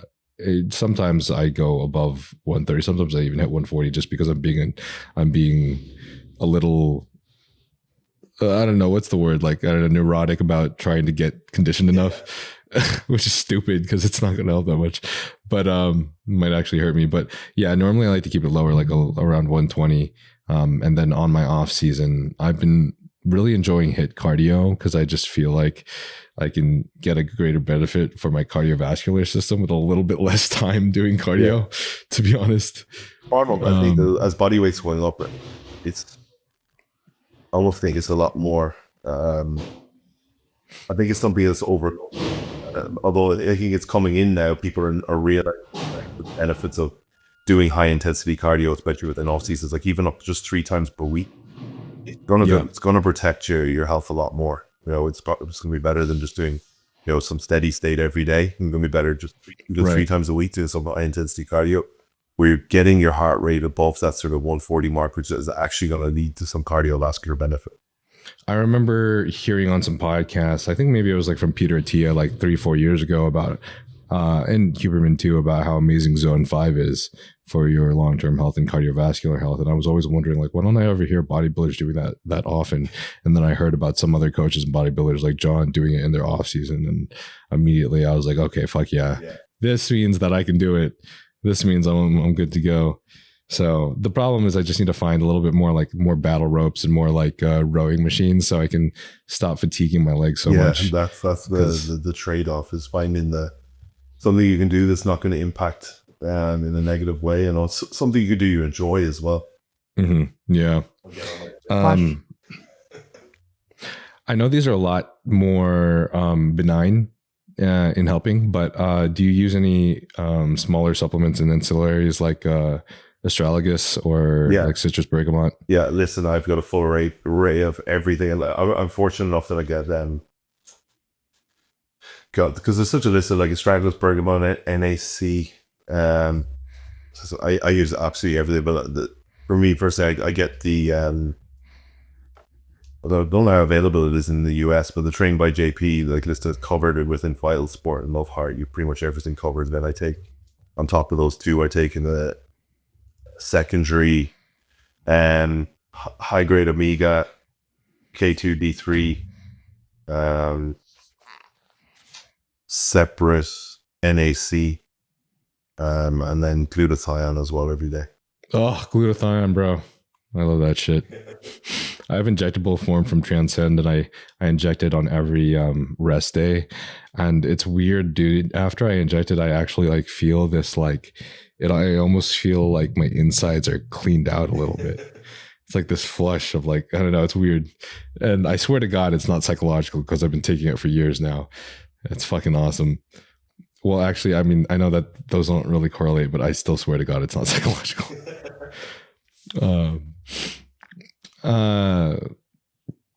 I also feel like adding in the injectable glutathione, and also a lot of these protocols are a reason why I'm like not gotten sick in 5 years now, I believe, since like right before COVID. I tested positive for COVID early in COVID at one point, but I had absolutely zero symptoms or sickness. So I just stayed in, but I was completely fine. And I was still working out at home, like doing push-ups and shit. Yeah. So I don't know, it's weird, but I really feel like I owe it a lot to like these risk mitigating protocols and using glutathione. I think it definitely helped for sure. I know I'm sick. The sickness I have a lot of respiratory issues. I had asthma as a kid. So I'm very susceptible to these sort of things. So, and it's actually, I think it's all stemmed from, I actually got COVID just after I went to the Arnold UK. That time I came back and had COVID, and they told me what it developed into was like long COVID, and I developed like respiratory issues with it. So I was about 3 months where my breathing was impacted and I was on an inhaler.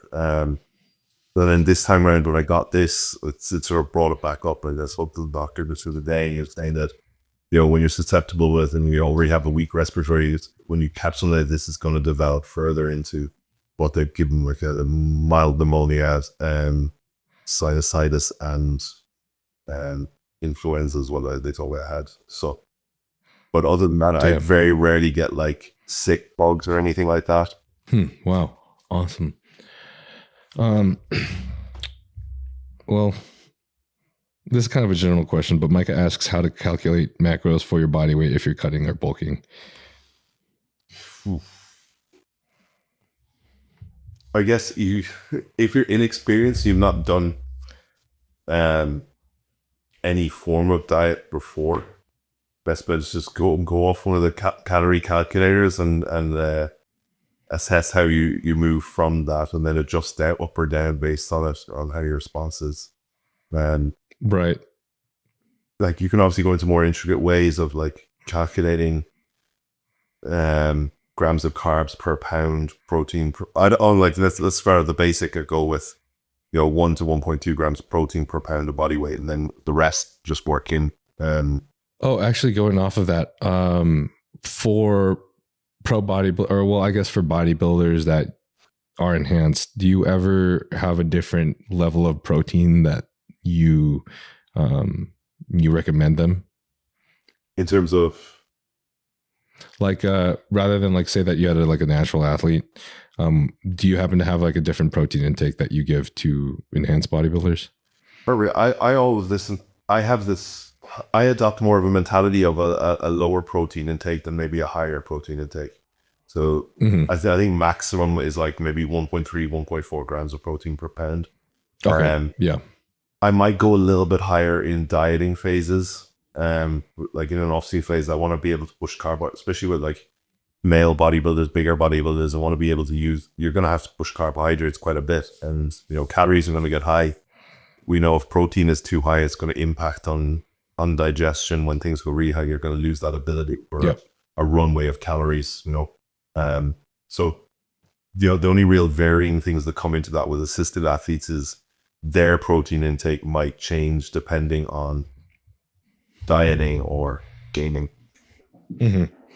That sounds pretty in line with the top coaches that I've been talking to as well, which is kind of funny because I mean, like both Stefan Kinsel and Patrick Tour from the conversations are around the same place, like 1.5, which is funny because I remember Patrick Tour saying on a podcast with Fuad about how he is more of like a low protein guy. And then he said his amount of protein he prescribes, and it was 1.5 times your body weight in pounds in grams of protein. And for literally any other normal human, that would be extremely fucking high, but in the bodybuilding industry, it's not. There's been some crazy protein intakes prescribed. I think I've done even two grams per pound back in the day. But listen, I think when you eat, you have to eat like us. You'll probably find the same. It's like anything for me that's over, like even now, probably over sort of 180 grams of meat per meal. I'm like, I prefer lower. Same. No, 180 is literally where I like max out at too. Yeah. Whereas I've done in the past probably 250 per meal.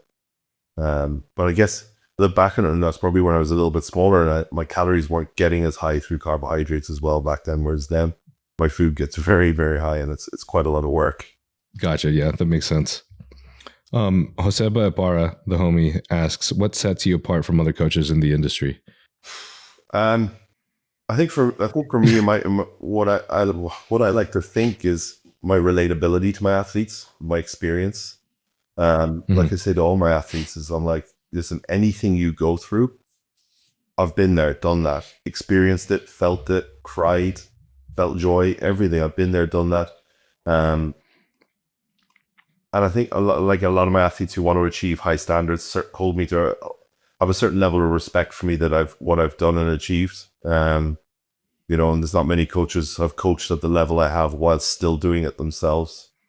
So I think a lot of that comes to the table. Like I always kind of let my actions speak. A lot of my clients will say that as well about me. Is like, I whatever I expect them to do, they've seen me do, and I hold them. Like, so if someone, I always from the offset with anyone who wants to work with me, I'm like, what are your goals?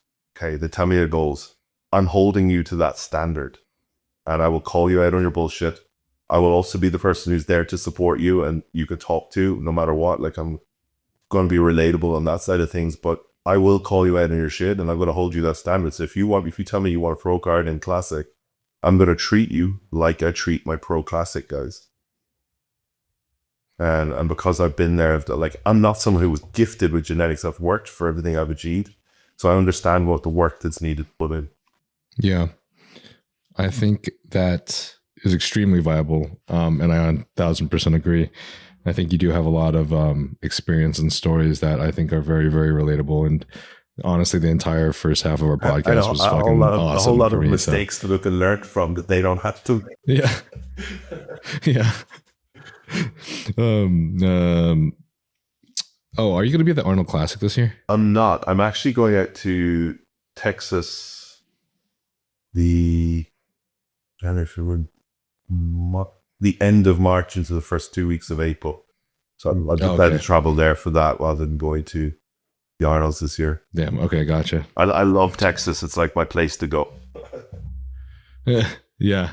Wait, what do you like about Texas? I just love Dallas. I think I just loved the laid back lifestyle of the people there, and everyone's so friendly. I love the bodybuilding community there. And obviously for me now, having like Luke and John are there as well. So when I go out for me, a holiday is just going somewhere and just doing my routine there, and then having them there to go and meet, train with, talk to, and go through stuff is always awesome as well. So we have a lot of friends there now as well. So yeah, it's just... That's awesome.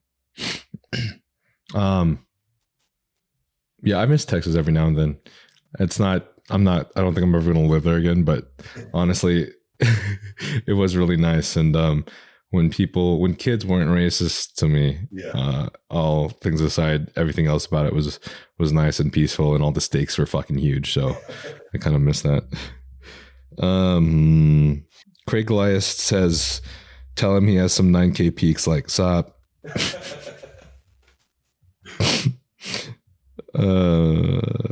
NF Craig asks, what did you do primarily for lats over the years? This is funny because my early part of bodybuilding, I had such a shit back. When I turned pro. Yeah, after I turned pro, I was on like this certain like high of having turned pro. And it was my wife. She said straight up. I even might have been on a podcast or something. She just said She said I have a shit back.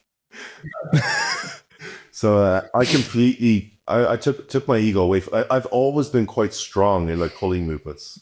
Like the first time I ever even like deadlifted, I pulled like 220 or 230 kilo straight away before I'd ever even lifted. Like just pulled it, no problem. I've always been strong at like sort of pulling movements and rows and everything like that, and not necessarily done it right. And I always associated my early parts of my career just getting strong. So I moved a lot of weight, and I think maybe God, it must be 5, 6 years ago. I just was like, right, I need to just learn how to do this again, and I dropped all the weight right back, and I went on a deep dive on execution. And it's probably around the same time I really wanted to learn more about biomechanics and movement, and went into like do certain courses. Lucky enough for a period a couple of years ago as well, I got to train with the muscle doc for a couple of months, and I learned a hell of a lot from him on like execution, what I'm looking to do, and that helped me develop my back a lot. What would you say are the most important things you learned from him that you still remember? Form and intention. Understanding what I'm actually trying to achieve from a movement before getting into it. So it's like, right, why are we doing this movement, right? I want to focus, I'm trying to hit my lower lat. So think about that before you do the movement. And it's like actually understanding what portion of your back you're trying to work and having intention to do that rather than just getting in and moving and letting a machine dictate what you're doing. It's like you dictate to the machine how you're going to move, because we can see with so many of the like back pieces, you could train several different parts of your backs on one machine, depending on how you set up and how you move and where you let your elbow go. So yeah, it's having that form and intention, and just learning to be more controlled within the movements. Yeah, I think that's a good example when you said like you could literally hit so many parts of your back on one machine, which is fucking so true. You can take a standard mid back row and train your entire back pretty much. Yeah, absolutely. I was literally having this the reason I'm laughing is because I was literally having this conversation in my workout yesterday, because my boy Leo wanted to film a workout and film a podcast.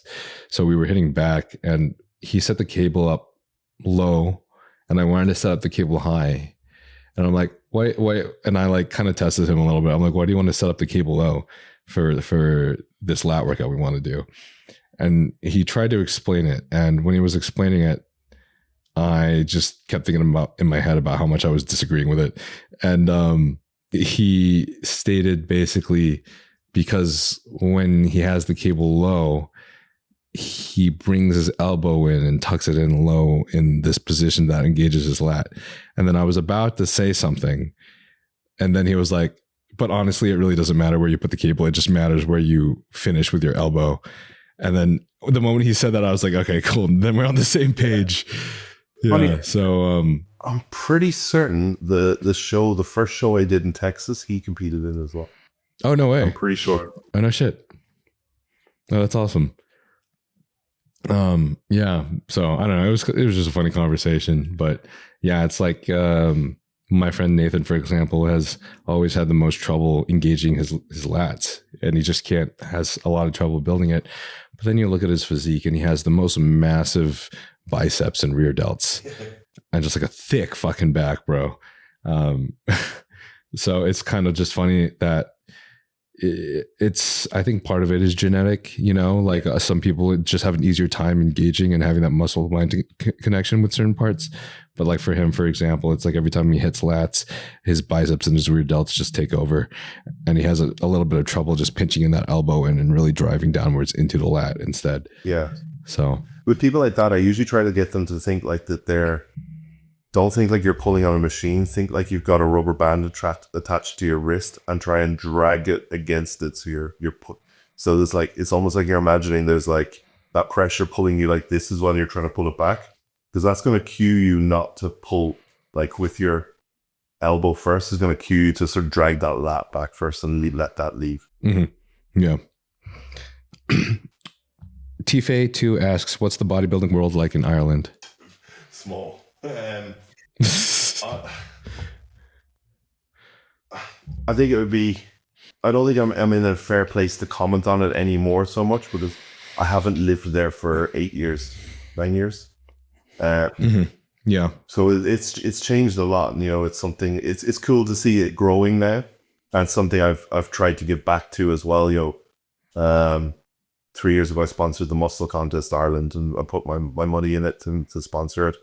And I want to do more for it to help it grow, because there's so many great bodybuilders there, but there's just a lack of opportunity for progression.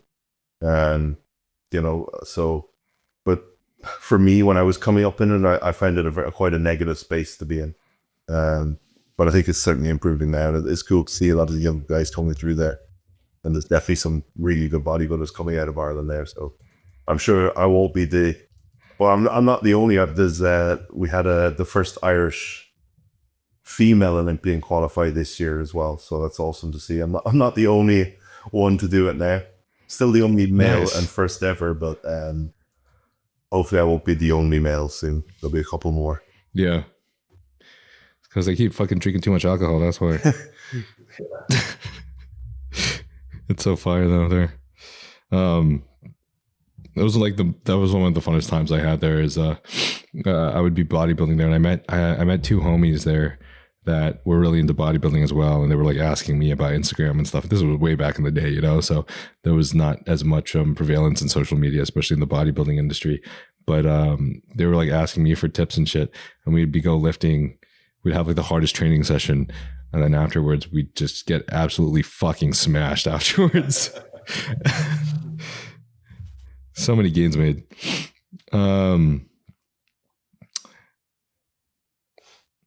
Burrick Lifts asks your current stack or your highest stack.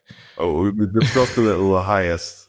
Yeah. Currently, I'm running a 250 test and 1250, but then Mastron Primo half. Oh, whoa! Holy shit! How do you feel on that? So I recently spoke about this as well. Like this is some anecdotal sort of evidence that's going to apply individually. You know, we always get asked Mast versus Primo, and it's like we're always very much like it's same, but it's going to individual response will be different. I started off this cycle with running Mast only at that rate. That's the first time I've ever run just Mast. So like I've always done low test, high DHD for the last couple of years. Originally starting off with test Primo, and then last year I did test Primo Mastron. Obviously with Mastron being a higher milligram per mil, less shot injection. So this year I was like, okay, I thought let's try just test Mastron. So I was doing 250 test, 1250 Mastron, and I felt shit. I was just feeling really shit, feeling like I was like, I shouldn't be feeling this way. Like I'm big, I'm on a lot of food, I feel really flat. I don't feel like I'm not seeing the look that I usually have. So I was like, I'm going to run blood work. And I ran my blood work, and I was like, well, this is weird. My progesterone were completely tanked, like 0. My estrogen came back mid-range, like normal. And I'm someone that every set of blood work comes back, my estrogen's high. I run high estrogen and feel good on it. That's not really high estrogen, but elevated estrogen. I feel good on it. But this time it came back. Wow. Like low, like not like low, but low in the middle, like normal. For you. And then prolactin was high. And I was like, okay, anecdotally here, the only difference to what I've ever done is I'm running high masteron alone. So I've taken out half the masteron and replaced with half Cremo, and things have come back to normal. Oh, that's awesome, bro. That's yeah, that's fucking cool. That's really cool anecdotal evidence, because I know a lot of people have to experiment now with Primo versus Masteron, and people feel different stuff as well. And I'm one of the people like you where Masteron has weird effects with my E2 or estrogenic symptoms, like estrogenic suppressed symptoms, and then also I'm still not quite understanding of what it does with my progesterone, but when I run mass too high, it does weird things for sure. But I find that super interesting that I guess you've always been like a high estrogenic converter whenever you're running these compounds. Always, like I've never had blood work come back where my estrogen's in range. It's always been slightly elevated. And initially, when in my early parts of my career, I was always like, God, is this an issue? Do I need to take an AI or something? And obviously now later on, I developed no sides from it. I've never had any sides from it. I've never felt anything. No, I touch wood, nothing from it. And always felt really good on higher estrogen, and always had, quite a full bubbly look because of it, and recovery good, everything good, libido good. And then this time around, when it came back, what most people consider good, like mine was in the lower range of normal range. I felt shit. Libido was shit. Mood, just terrible. Yeah, that's cool. It's really cool because I have my friend Trevin, who he doesn't really bodybuild now, and he really didn't ever really run that much, but he did run some stuff in the past. But this kid, like before he even ran anything, it's like his estrogen is like normally 90. It's weird. It's just normally really high above range, but he feels normal on it. And he always felt normal like that. Never had gyno either from just having high estrogen. It's just his number is just very high. And I think, I can't remember if his doctor prescribed him something in order to help his balance. But I remember that our conclusion though was just that he always felt good with a very, very high level of estrogen. It's just something that was the only thing I have to watch with it is occasionally my prolactin will go too high. And you do start feeling symptoms from that? Yeah. Gotcha. Do you mind me asking how much or how often you inject? A daily. Every day? Yeah. Wow, that's crazy. That's crazy, man. Every day and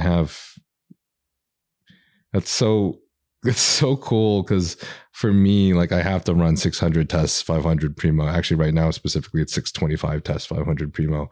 But I have to run that in order for my estrogen to be within a reasonable range. If I have my Primo equaling my test or my Masteron equaling my test, I feel like absolute dog shit, which kind of sucks for me at the end of prep because I'm still trying to find a balance of where I can get dry enough, but not feel like just like emotionless, irritable, and like my bones are breaking apart.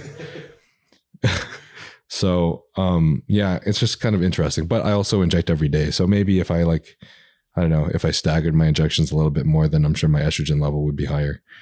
Yeah. It's always so hard to advise or say anything, but because you can only just trial and error those things, Yeah. Damn, that's dope.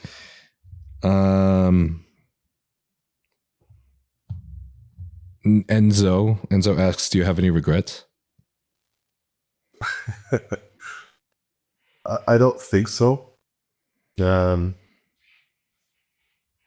No, because I feel like I'm in a really good place now, and I'm happy with the life I'm living and like what's developing where I am, and it's all played a part into that. Like the personality even that I have today is, like I discussed earlier, is a byproduct of everything I've gone through. But I'm in the position I'm in and done everything I've done because of everything I've done in the past, both good and bad. So no, I don't think That's awesome. Charlie Diaz asked this question that I ask everyone at the end of every podcast because he thinks he's clever. But if you were to disappear from the world tomorrow and you had one message you could send to the entire world today, what would it be? Oh, wow. I feel like I should have something hugely deep and meaningful. I think it would be to live every day like it could be your last experience. maybe not live every day. I'm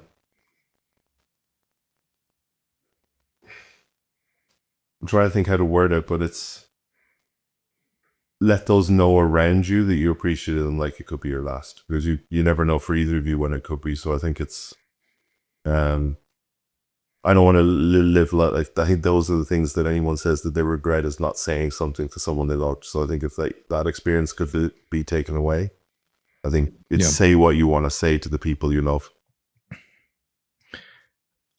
I really like that. And I feel like mine would probably be very, very similar to that too. Cause I used to hear that, or I used to hear things like that here and there as I was growing up. And I would just be like, okay, well, I'll try, but I never really understood it, I guess. So it's not something that I guess I really ingrained, or I really did in practice. I would just hear it and say it. But then, probably not until in San Diego, my best friend passed away, like right before my eyes, that I ever felt the closest to death that I think I've ever been, regardless of whether or not my family members have passed away. They weren't people that I lived with, you know? And I think ever since that time, I don't know, I feel like there was a lot that changed within some of my closest friends and I, and every day now it's like the people I love and the people I care about, it's almost hard for me not to be a little anxious of it all disappearing. But I find it also a lot easier for me to have gratitude for the day, for each day that I have, and have gratitude for the people that are in my lives, because of how shit it felt when he left. Yeah, so it will do, like, that's it's we were saying that, and I'm like, that resonates quite a lot with me, because I think that's why I feel the way I do about it, is because it's hard not to feel like I'm lucky or living on borrowed time, having tried to do what I tried to do in the past, you know? So every day is like appreciated a little bit more, and, you know, going through all those emotions, both at that time and then going through afterwards, and experiencing and understanding the potential impact that would have had on the people I love, and be like, holy shit, wow, that's big, you know. So it makes you feel a little bit differently about those around you, and that you just want to make them know that you appreciate them, you love them, and, you know, likewise, because you don't want to miss that opportunity or be left with that feeling of, like, you always see those movies or those shows where someone's like, you know, a character dies, sometimes they're like, oh, the last thing ever we said was an argument. You know, and I don't ever want to be that person. Yeah, never. That's awesome, bro. Thank you for coming on, man. No, thank you. That was epic. This was wicked. It's really enjoyable to just shoot the shit and talk. Yeah, same, bro. Same. Where can everybody find you? Instagram, I guess, probably the easiest place. Just my name, Darren Farrell _IFBB prop. And then obviously if this, you can find me through the J3U coaching website as well. I don't want to dab or anything. Yeah. Fuck it, guys. Epic coach, Darren.